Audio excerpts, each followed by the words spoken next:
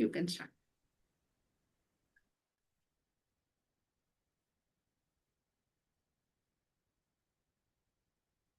Hello, everyone. We are doing chapter 13 and 14 today from the book The Untold Story of Sita.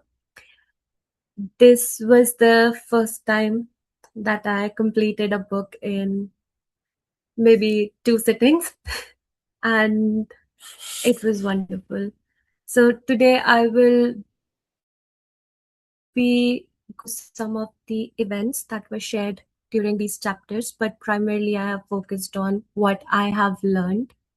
Not giving you any spoilers, but coming from what I have picked up personally and what I will be taking away. Um, Before we start the session, before we start with the chapters, I was able to relate a lot with Minakshi and also Anasuya for the part that as a kid, the version of the story that they heard was similar to mine. And I can still remember the scene from um, one of the movies, Ramayana movies. Can't remember which one it was, where Mata Sita was being tested for her purity,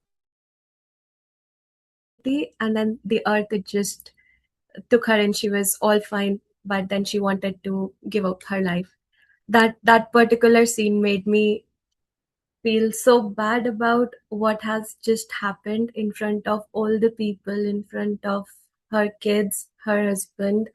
Nobody stood up for her. And that scene had stuck with me for so long. And this book has given me a different perspective.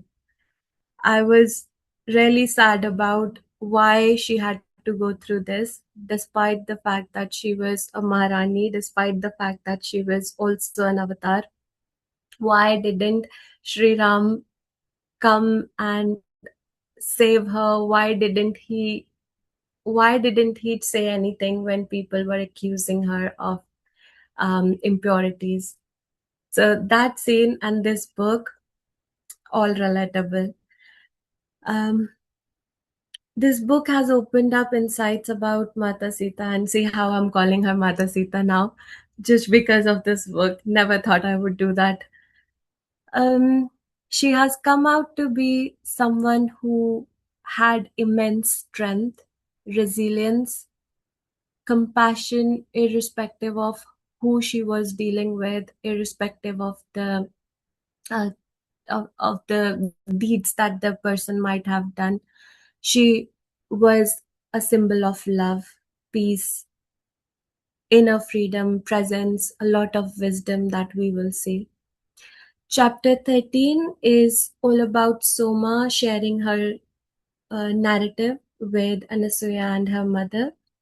So we saw in the previous chapter that Mata Sita was kidnapped, and this chapter is all about what happened in Lanka, what happened to Mata Sita when she was captivated, or shall we say, when she chose to be in the darkness at Lanka, and how she fought this war from within. She was imprisoned, but she fought Ravan. She said that it is her choice that she is here in Lanka and not as a captive. She accepted all the sufferings. She went into deep meditation. She evoked immense strength from the divine, from the sages, from Mata Parvati. Everyone was with her on her side just to give her that power and just to make her purpose of this entire war fulfilled. We saw how this this whole battle of Mata Sita finding the exact way of getting into Ravan's consciousness and changing him from within. The battle was in her head. This battle was within. It is not what anyone would have seen, but she did her part. and she succeeded. We saw how Ravan used his illusions, his um, falsity to torment Mata Sita and to torture her to an extent where she was almost ready to give away her physical form and leave the earth. But something within her kept her on this earth. So her faith, her vows, her duties, dharma, everything, it just didn't let her leave without fulfilling this purpose. Ravan, he was trying to portray images, scenes in front of her, which were horrible to see. Women, dead body, women being abused, Sri Ram being with someone else, Mata Sita's family being destroyed, death of her parents, devastation of Mithila, everything she saw, and she endured that because she knew that this was illusion. She didn't give up. She did not come from a victim identity. Instead, she took up strength. She provided with her selfless service, and she didn't lose her dignity at all. What she did was to get into, to sow that seed in Ravan's head, from to change his perspective, to change his consciousness.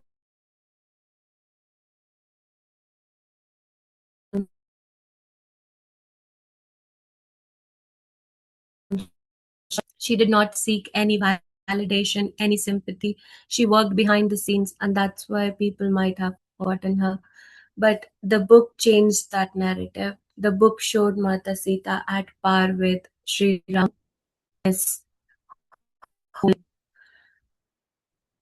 um, some elements of symbolism here that I picked up. The Shokvatika, which can also be related to our consciousness.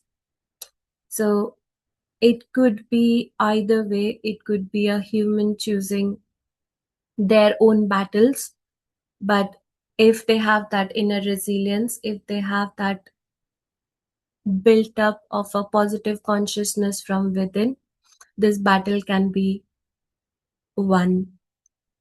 What I experienced and learned from this chapter particularly is compassion, love, having a hold on ourselves from within, connecting with nature, finding the grounding element that can keep us sane even during the times of pain, because everything that Mata endured was real, in the sense that her pain was real.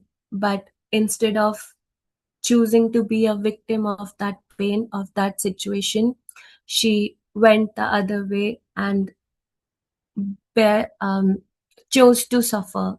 It was a conscious choice of her, only for the greater purpose.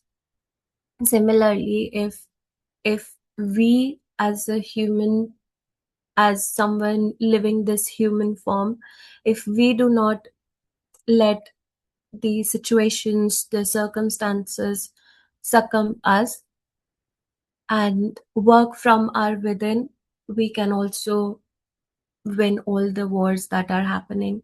And most of the problems, most of the wars, most of the concerns are in the head.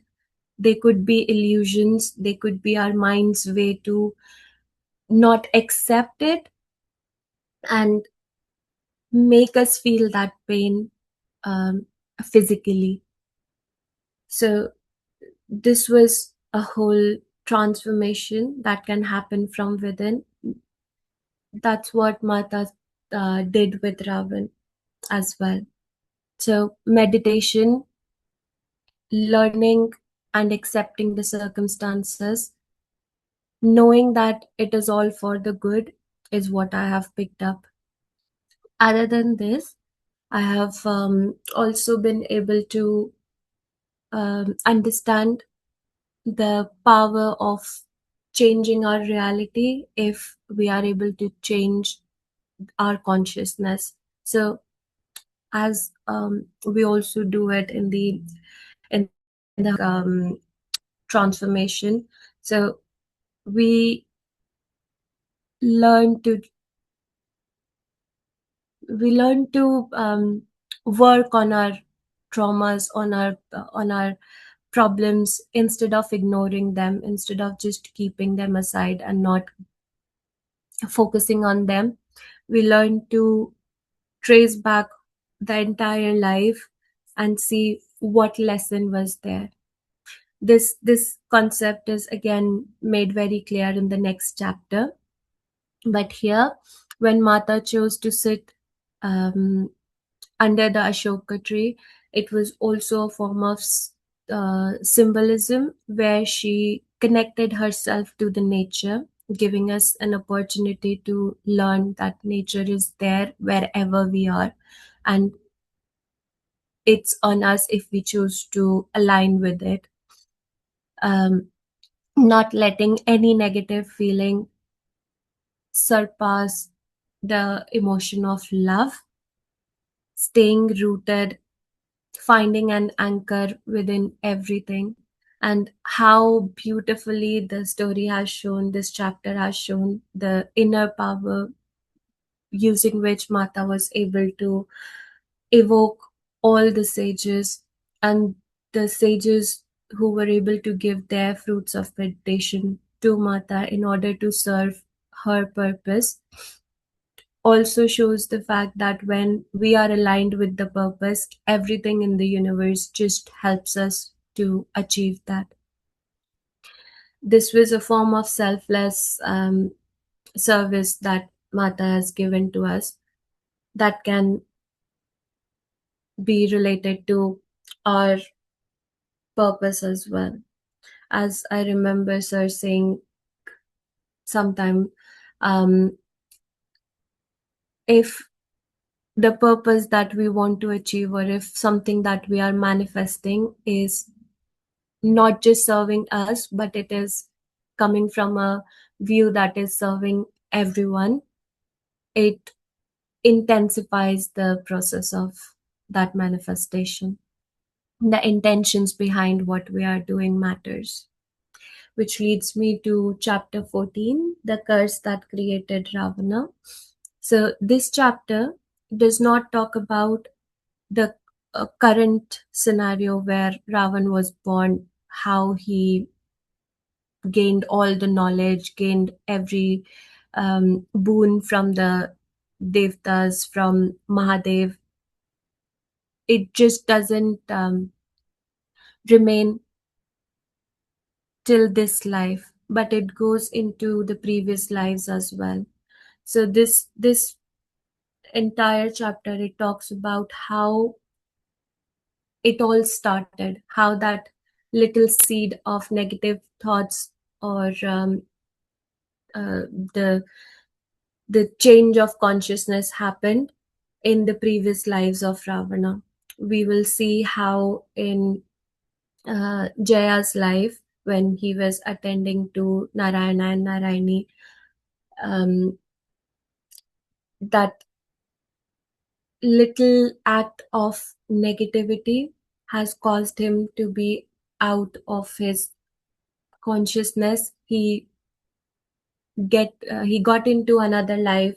He chose not to work on it, but the strong sense of revenge, the strong sense of ego, it hindered his progress of choosing the right thing. He, as Hiranyakashyap, he wanted to kill his son, but then again Narayana had to take a form to end this course of action. And then in this life as well, when we see Ravana here, he is not working, he has not learned from his previous lessons, he has just intensified those emotions, those negative feelings that he had. all his lust, power, all his illusionary ego, he chose to intensify it. So again, his consciousness was built over multiple actions um, that he chose from his unconscious self. It was his shadow, his unprocessed emotions, his anger that caused him to be in this situation. He possessed extraordinary powers, so all the knowledge, he was a learned man, he was blessed, but then not choosing to use his knowledge in order to do good for the society, he went in a completely different direction. So this chapter 14, it talks all about these elements of how Ravan was created. It isn't just this lifetime, it was a collective, cumulative thing from all his previous births. What I picked up from this is, of course, how the thoughts, or how what we think is manifested as our whole character and as our whole being. That's how Ravan's whole identity was uh, depicted here in the story. So all his pride, all his attachment, his obsession, his entitlement, everything, it just made him the form. It just made him what he was today. So he did not choose to use all the positives into giving back to the society, um, but he chose the other way. And to end this, Mata Sita and Sri Ram, they worked together. No, it wasn't just a battle that happened on the field, but it was a battle that happened from within again. So just summarizing both the chapters, we saw on one side, Mata Sita worked um, to transform Ravan from within, but when he didn't choose to give into that transformation, Sri Ram had to take the outward actions. And what I learned from this chapter particularly was a few things there. How our repeated actions, they just create that reality, and how unconsciously um, we keep doing things that we might not understand, are impacting our whole destiny. uh, Healing, it just not require some outward actions, but healing starts from within. It starts from the awareness, acceptance, and then working on what needs to be healed, the shadow side, the the other version that we have been ignoring because of fear, because of shame, because of guilt, any of those emotions. So not choosing to work on those emotions and then just working on the outside can give us just superficial contemplation, but not anything that is changed from within. So there is no transformation, but just another habits that are built into the routine. Uh, with knowledge, there has to be there has to be the ethical sense. There has to be a purpose of doing good, because knowledge alone, it does not create the wisdom. Wisdom comes from experience, wisdom comes from compassion, wisdom comes from aligning oneself to the greater purpose. And also, the psychological reflection that I picked up from this chapter was unhealed trauma can cause a lot of suffering later on in the physical form. And other things that I would like to share about the chapter and about the whole journey of how Mata Sita and Sri Ram worked in transforming Ravan. It uh, it started from within again. It it needed to heal from within and release everything that he was holding inside, all the emotions of um, being rejected, being ignored, being belittled, that Jaya had faced has manifested in such a huge form in Ravan.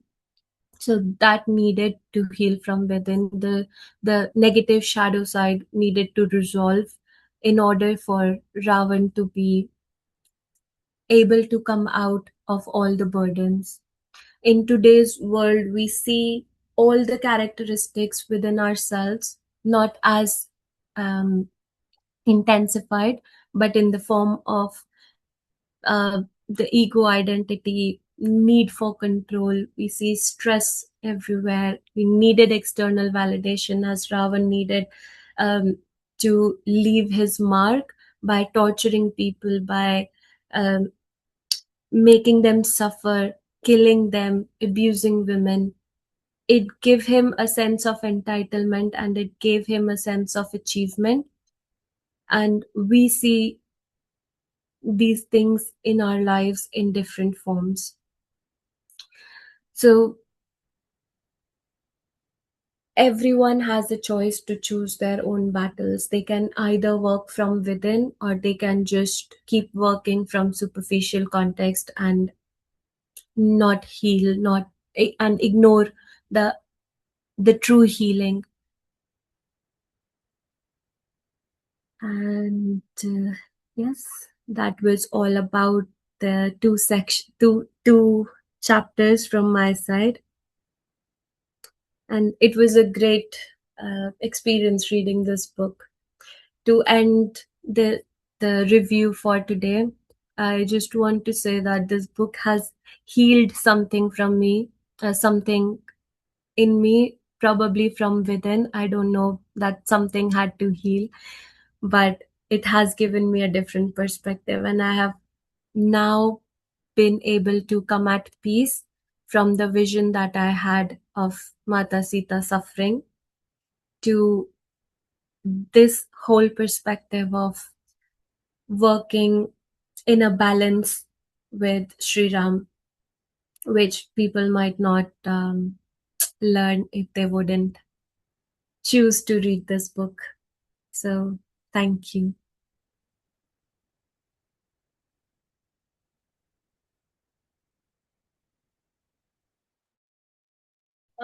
Mansi, just one thing.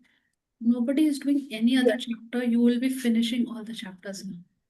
It was such a bliss listening to you. Just like, mom, you have to repeat yourself. My laptop I chose know. to hang. I would repeat 100 times. It was a blessing listening to you. I would want you to complete all the chapters. Can you do that for us? I have finished the book, mom. So can I leave it to you? I'll just take Soumya and then you can take over from then on. Okay. I love Jyoti ma'am's voice onto such kind of emotional things. Your voice was equally brilliant and you explained it beautifully well. Thank you. I was so So I nervous. am taking a back seat. Now you take up all the chapters. Thank you, mom. I Uh, will. I will. Thank you.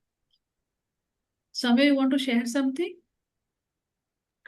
Mansi, it was so beautiful. I mean, same. I can resonate with what Neelam ma'am has said. So beautiful listening to you, and one can feel the same thing after reading this book.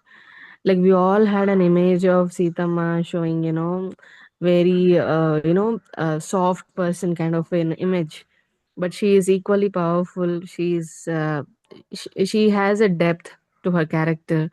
She has a great wisdom. I mean, she can access anything, right? She I mean, can. after reading this, I had the same emotion.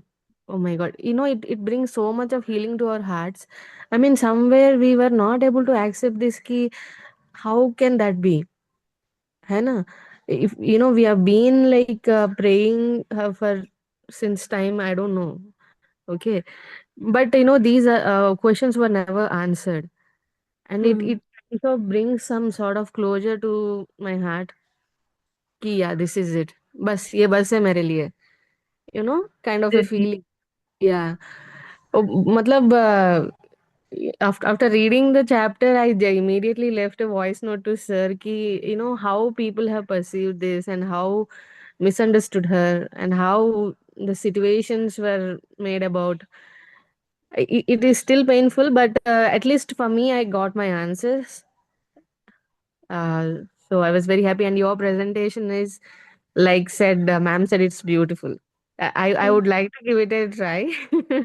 The next week from then on, yeah, beautiful presentation. The way you are, um, I mean, the way you are relating it with the concepts that we learned is also very beautiful. Yeah, Thank you. yeah. I Thank you so still much, can't Nancy. get over that image when I Mm, saw maybe in some of those movies. I can't. But then mm, this was the closure that I needed. I know. I yeah. mean, every time we think, why would Sri Ram choose such a weak female who cannot just protect herself? If he's that Mm, strong, then he should have an equally stronger female.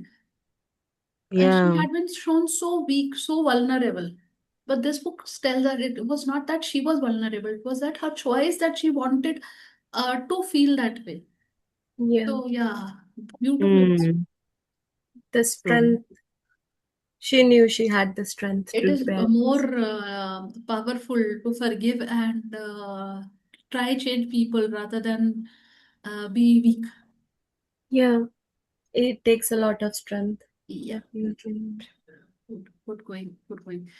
Okay, great. So I think I'll ask Sir to comment. Sir, can you come up, please? Yeah, sorry, I joined the halfway between because I'm stuck with some other work. But the moment I started listening to it, and I stopped at my other work and completely concentrated on what Mansi is trying to convey. And that is what actually, since Soumya mentioned about like voice note that she has sent, so I could see the same kind of emotion in Mansi's.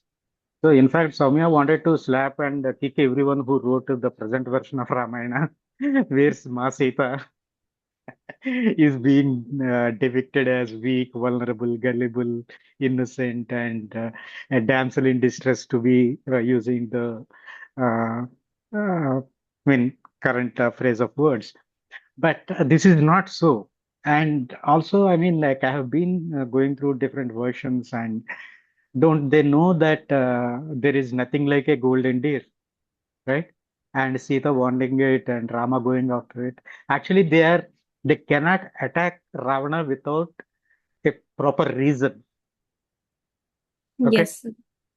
So that is the underlying principle. I mean, there is a poem by a famous poet in Telugu by Vemana. He wrote these four-liners poems. In that, he actually criticizes Rama. I mean, not criticizes Rama actually. I mean, if the God doesn't know a golden deer doesn't exist, what kind of a God he is. But in essence, I mean, when I thought over it, what I figured out was the Ramayana that was handed over to you, the upgraded Ramayana or the current version of Ramayana, is telling about like Rama being so powerful and Sita is weak and abducted wife and fighting against all odds, making Rama as a superhero. And I mean, he is questioning what kind of Rama are you worshipping, right? He's not questioning the judgment of Rama or Sita, but he is directly questioning us. The version of Ramayana, are you seeing it correctly? Okay.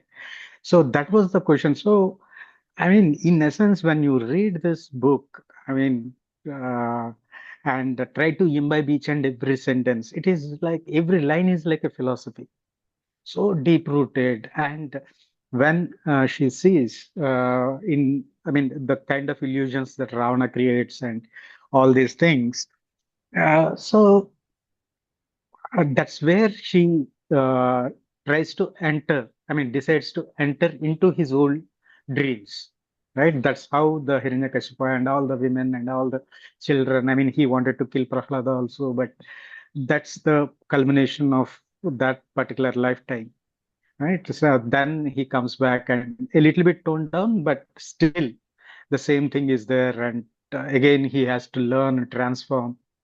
And one thing, don't consider this as a spoiler, but during the war, when Indrajit dies, okay, Ma Sita goes to Mandodari and consoles, right? And she projects and she takes Mandodari to that realm. And so now, how he is free from the clutches of his father, and how he is like reliving the entire experience, and now how he is preparing to move on to the next level of growth, all these things.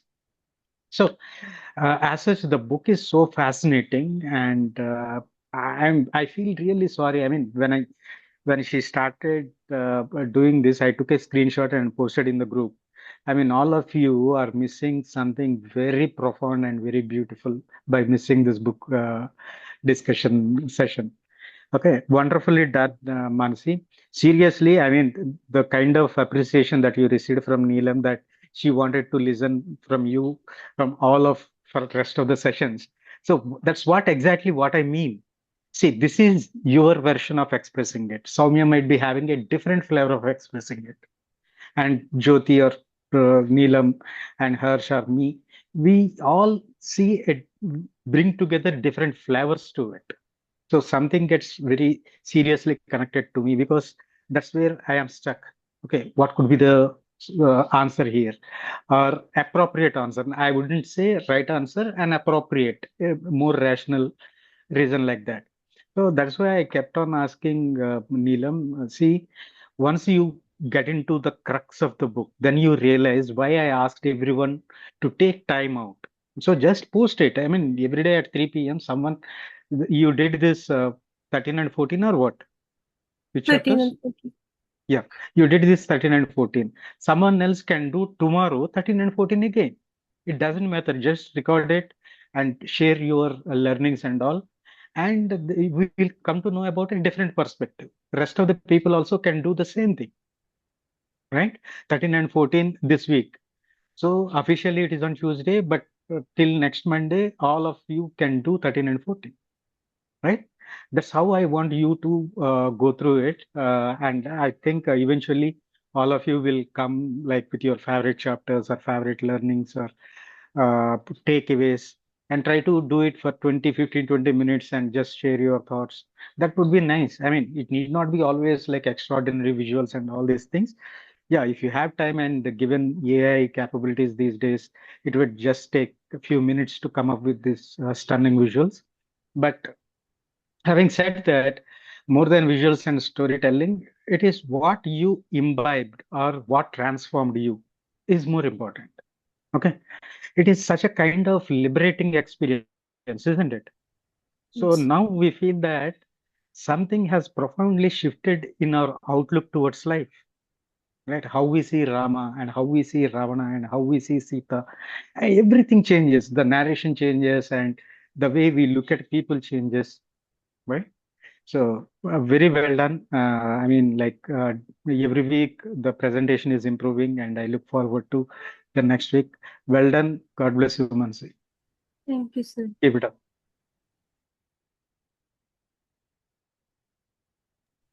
Thank you, everybody. So we'll wait for Soumya's presentation next week, and then we'll decide that. Neelam, when can I have the recording?